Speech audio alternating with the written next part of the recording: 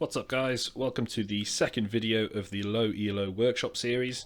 Apologies for the 5-month delay in releasing this. When Elden Ring came out it completely took over my life for a while and I wasn't playing League. However, I am back and will be releasing more regular videos in the coming weeks. So, in this Elo Workshop we will be taking a look at the jungle and the best champions to play to gain LP in gold and below. Starting with Iron, the third best jungler is the notorious pub stomper, Master Yi.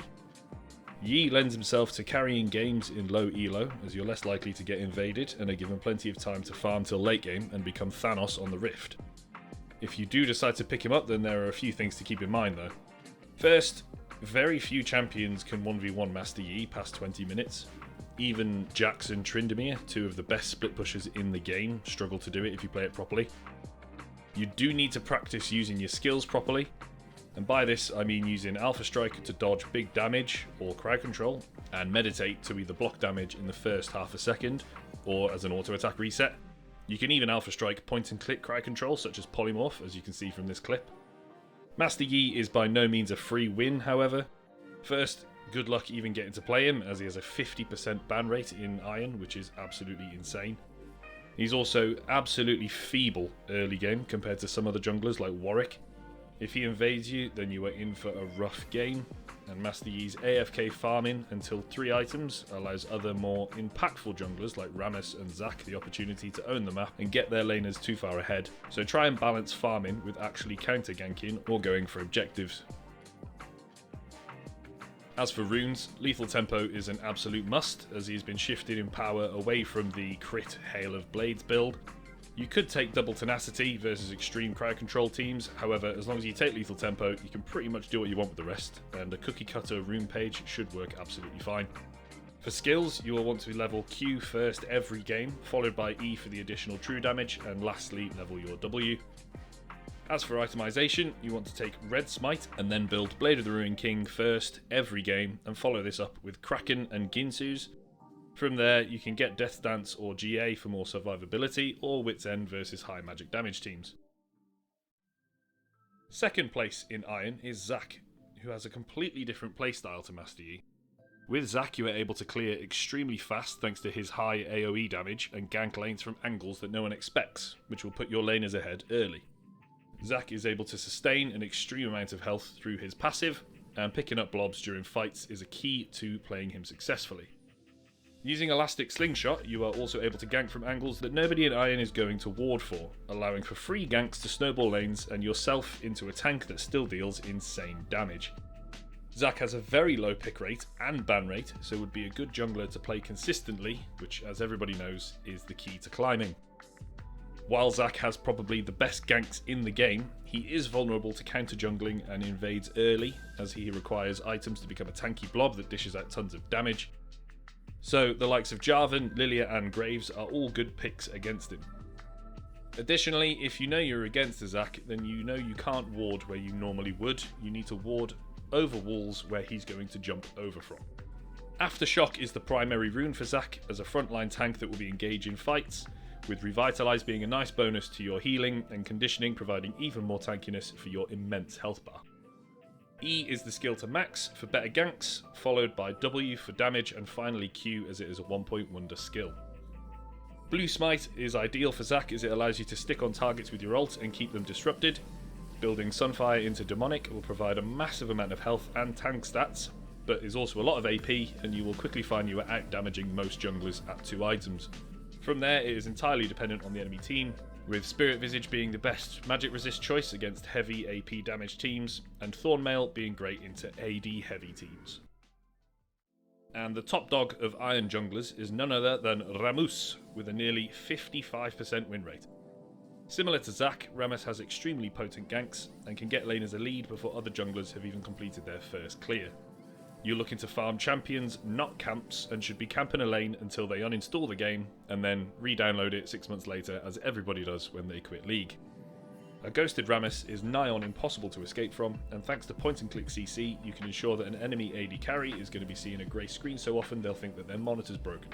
You can choose to either full clear with a leash on red or blue, or do 3 camps either bot or topside straight into ganking. In low elo, laners won't expect early ganks. They will normally expect a full clear and then junglers to be present around 3:30. Traditional ward placement is also not good enough to detect Remus before he's sitting on your face and taunting you for having the cheek to push up past your own tower. As Remus is traditionally an anti-AD champion that builds Thornmail after Mythic, most AP bruisers or tanks can absolutely beat up on him in most stages of the game. Mordekaiser and Amumu are two particular examples of this, with Mord being able to ult him when he dives in for a carry, and Amumu being able to crowd control his entire team before they can follow up on any picks he might make. Hecarim is also a good pick into Remus, particularly with how busted he is right now, as he can build anti-tank with Sunderer and has as much pressure early, if not more. Once again, Aftershock is key for Remus as you can proc it with 3 separate abilities, and general tank minor runes make him much harder to deal with. For low elo players, it is better to stick with full tank and armor or damage stacking than buying Chemtech, as low elo players will probably not remember to use it. Take Blue Smite for the move speed and build Sunfire into Thornmail pretty much every game, as you can actually 100-0 any auto-attack reliant champions just with 2 items. After this you can look to build more armor with Deadmans or start building MR if the enemy has more than 1 AP carry. Level Q for better ganks as well as more damage, followed by E for longer taunt, and finally W to increase your damage and survivability.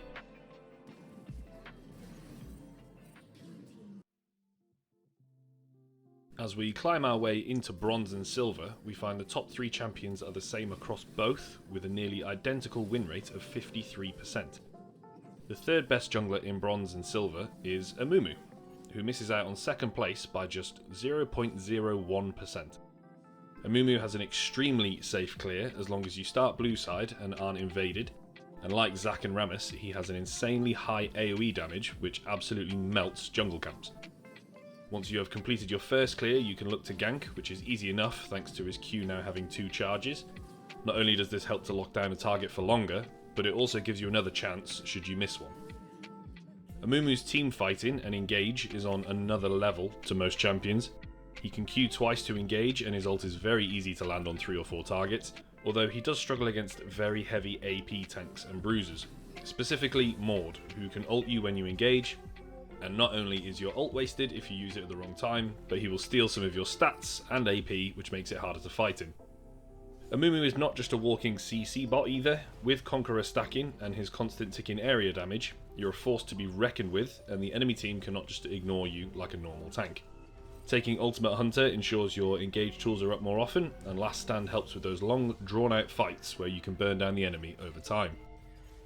Building Sunfire into Demonic is great tank and damage synergy, and thanks to Amumu's constant crying, don't be surprised if you find that each of these items have dealt over 10,000 damage over the course of a game.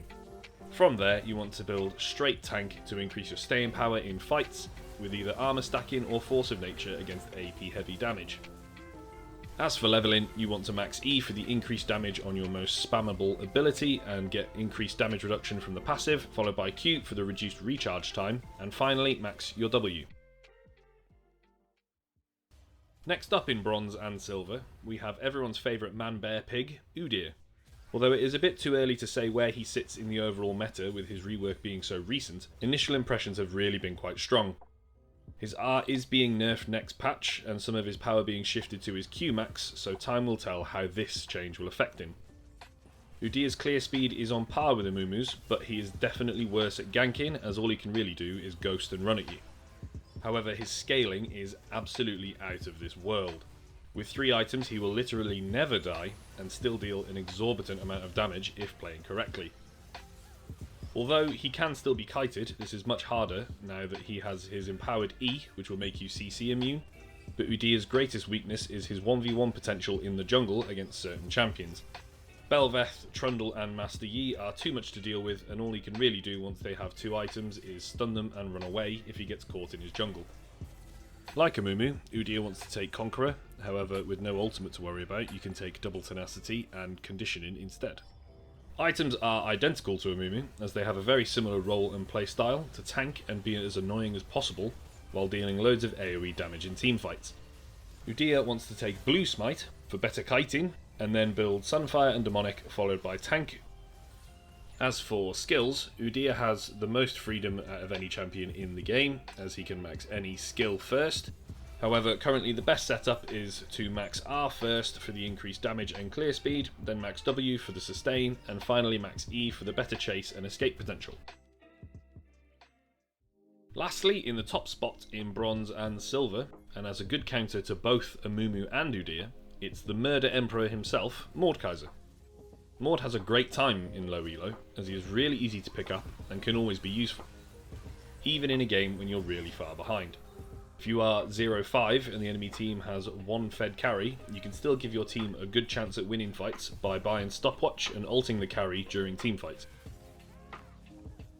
If you stall your own death long enough while your team win a 4v4, then you can still make a comeback. Thanks to his ultimate and passive, Mord completely devours any tank junglers that are most popular in low elo, with percent max health damage and stealing tank stats while in his ult realm. His clear is quick thanks to his passive, and he can sustain easily thanks to his W shield and heal. Like other tank junglers however, Mord struggles against high mobility 1v1 hyperscaling champions like Master Yi, Olaf and Bel'Veth. All of these champions can also negate at least one of his abilities, with Bel'Veth and Yi able to use their mobility to dodge his damage, and Olaf able to counter his ultimate and his E with his own ultimate. Similar to the other tanks, Mord wants to take Conqueror for the stacking AP and healing once fully stacked, making him very hard to take down in extended fights. Last Stand, Conditioning and Revitalise let Mord tank for ages while dealing more damage the longer the fight goes on. Departing from the industry standard of Sunfire, Mord wants to build Riftmaker for the Omnivamp and AP, followed by more health and AP items such as Demonic Embrace and Rylise to stop anyone from escaping your grasp. Past this point you can build tank or more damage if you're really far ahead. Leveling Q allows for faster clears and harder hitting isolated damage, followed by E for the magic pen and cooldown. Lastly, level W for the increased shield and healing. Moving up into gold, there is not a huge amount of change, with Udyr overtaking Mord in the top spot and relegating him down to second, and Amumu being knocked out of third place by the scary cloud, Nocturne. Nocturne is a jungler that can really take over a game thanks to his high impact ultimate and pick potential. If you're side laning against the team with a Nocturne, the situation can change from a winning 1v1 into a losing 2v1 in a second. In addition to this, his clear is fast and healthy, and he does not struggle hugely in 1v1 situations. What he does struggle with, however, are the big drain tanks like Amumu and Udyr. He just does not have the tools to be able to deal with high health, high sustained damage enemies that can take all of his punishment. What Nocturne wants to do is find an enemy isolated, pick them off, and escape or buy time for his team to win the 5v4. Lethal Tempo or Conqueror are solid choices for Nocturne depending on who you are facing, with Lethal Tempo giving you better 1v1 power at the cost of burst and sustain. Ultimate Hunter is a must, as Nocturne needs to play around his ultimate and wants as much uptime on it as possible. For item build, you want to take Stridebreaker every game, as this allows you to guarantee a fear and chasing down a slow target. Follow this up with Bruiser or damage items like Death's Dance, Maw or Guardian Angel, so you can ult in freely and let your team catch up while reviving. Nocturne wants to level Q first as his bread and butter skill for clearing and ganks, followed by his E for the increased fear duration, and lastly your W. And that concludes the best jungle picks to play in low elo. Hopefully you now have some ideas of solid picks for jungling below plat, or at the very least know what to pick versus the strongest meta champions right now. If you enjoyed this video, please let me know in the comments below. I'll be making my mid laner workshop video in the next week, so if you want to see this, please subscribe to keep up to date. See you next week.